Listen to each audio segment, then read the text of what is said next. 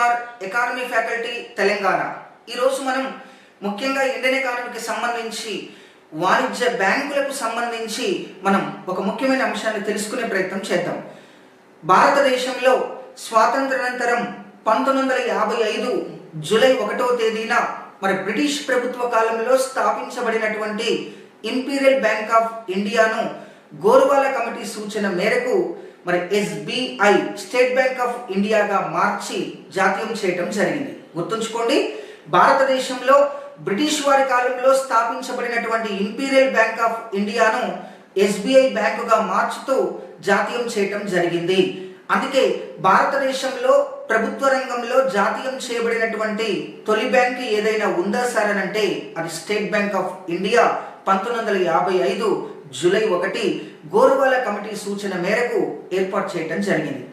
SBI తనకు అనుబంధంగా 1959లో 8 అనుబంధ బ్యాంకులను ఏర్పాటు చేసుకుంది.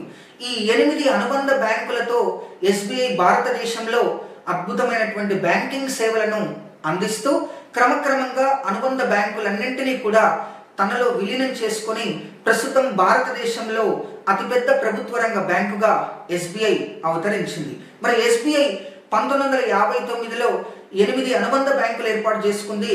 ఆ 8 అనుబంధ బ్యాంకుల్లో మొదటిది స్టేట్ బ్యాంక్ ఆఫ్ హైదరాబాద్, రెండవది స్టేట్ బ్యాంక్ ఆఫ్ జైపూర్, మూడవది స్టేట్ బ్యాంక్ ఆఫ్ బికనీర్, నాలుగవది స్టేట్ బ్యాంక్ ఆఫ్ మైసూర్, ఐదవది స్టేట్ బ్యాంక్ ఆఫ్ ట్రావెన్కూర్, ఆరవది స్టేట్ బ్యాంక్ ఆఫ్ పాటియాలా, ఏడవది స్టేట్ బ్యాంక్ ఆఫ్ ఇండోర్, ఎనిమిదవది స్టేట్ బ్యాంక్ ఆఫ్ సౌరాష్ట్ర.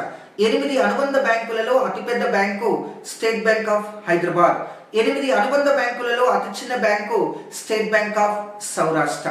ఇలా ప్రత్యేకంగా 8 అనుబంధ బ్యాంకులను క్రమక్రమంగా తనలో విలీనం చేసుకుంటూ ఇటీవల 2017 మార్చి 31 నాటికి అన్ని అనుబంధ బ్యాంకులు తనలో విలీనం చేసుకోవడంతో భారతదేశంలో ప్రస్తుతం అతిపెద్ద ప్రభుత్వ రంగ బ్యాంకు ఏదైనా ఉందా సార్ అని అంటే అది ఎస్బిఐ అని చెప్పొచ్చు. ఎస్ అండి, ఇలా ప్రతిరోజు మనం ఓ కొత్త అంశం గురించి తెలుసుకునేటటువంటి ప్రయత్నం చేద్దాం. Thank you very much.